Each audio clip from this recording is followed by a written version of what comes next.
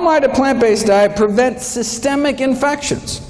Well, meat-borne bacteria can directly invade one's bloodstream through the intestinal wall, or in women can creep up into their bladder. Just this month, June 2012, we have direct DNA fingerprinting proof, finally, right, that women eating meat are getting urinary tract infections from eating meat contaminated with fecal bacteria that then crawl up into their bladder.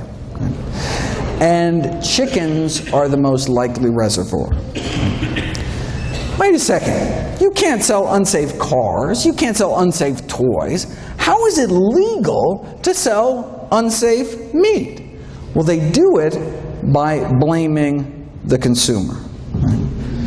As one USDA poultry microbiologist said, raw meats are not idiot-proof. They can be mishandled, and when they are, it's like handling a hand grenade. You pull the pin, someone's going to get hurt. See, if we get sick, it's our fault. Right? Now, while some may question the wisdom of selling hand grenades in supermarkets, the USDA poultry expert disagrees. Says, I think the consumer has the most responsibility, but just refuses to accept it. Right? It's like a car company saying, yeah, we installed faulty brakes, but it's your fault for not putting your kid in a seatbelt. Right? A director at the Centers for Disease Control responded famously to this kind of blame the victim attitude from the meat industry. Is it reasonable, she asked, if a consumer undercooks a hamburger that their 3-year-old dies? Is that reasonable? Not to worry, though, the meat industry's on it. All right, they just got FDA approval for a bacteria-eating virus to spray on the meat. Now, some have raised concerns about these so-called bacteriophages, such as the possibility that these viruses can spread toxin genes between bacteria, which wouldn't be good, especially given the difficulties in preventing large numbers of these viruses from being released into the environment from the slaughterhouses. All right. Now, it could also allow the meat industry to become more complacent about food safety, right? If they know they can just kind of spray some viruses on at the end, right? Similar to the quick fix argument about irradiation.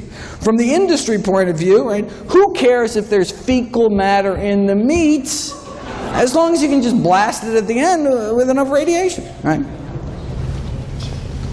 Now, the meat industry is concerned that consumer acceptance of these bacteria-eating viruses may present somewhat of a challenge to the food industry. Not that they'd ever be labeled, of course. But if they think that's going to be a challenge, check out their other bright idea. The effects of extracted housefly pupae on chilled pork preservation. This is a sciencey way of saying they want to smear a maggot mixture on the meat.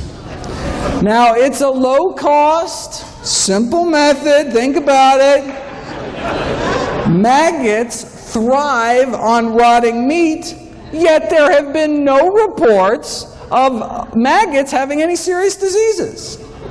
Not that anyone's really checked, but, I mean, right?